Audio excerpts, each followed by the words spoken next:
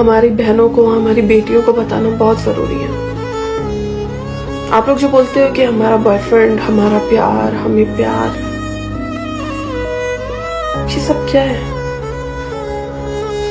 ना महरम कभी भी आपसे मुखलिस नहीं हो सकता, चाहे वो कोई ही क्यों ना हो, खाला का बेटा, मामू का बेटा, दुनिया का कोई भी रिश्ता क्यों ना हो, कितना ही करीबी क्यों ना हो, आपका दोस्त, लोग आपकी मुश्किल वक्त में साथ जरूर देंगे, लेकिन इसका मतलब ये तो नहीं है कि आप हर हाथ मिलाने वाला दोस्त है हमारा। मुखलिस सिर्फ वही होता है जो आपसे निकाह करता है। जब वो आपसे निकाह करते हैं तो उसका मतलब आप जानते हैं क्या होता है? उसका मतलब ये होता है कि उस इंसान को आपकी अहमियत, आपकी इज्जत पता होती है।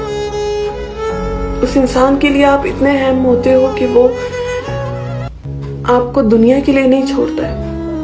आप लोग बोलते हो मेरा बॉयफ्रेंड मुझे छोड़ गया, फिर इतने टाइम बाद आया, फिर सॉरी बोला, ये सब कुछ क्या है? या बॉयफ्रेंड और गर्लफ्रेंड क्या है?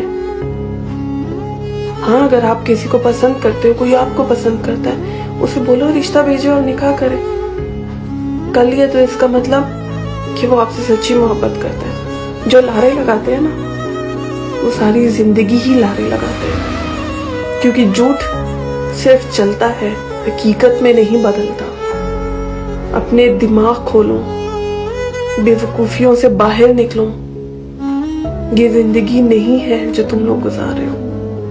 किसी का लव यू बोल देना, खाना खाया या नहीं बोल देना, थोड़ी देर के लिए ख्याल रख लेना, इसका ये मतलब है तुम अपने घर वालों की, अपनी जिंदगी की, अपने आप की कीमत भूल जाओ।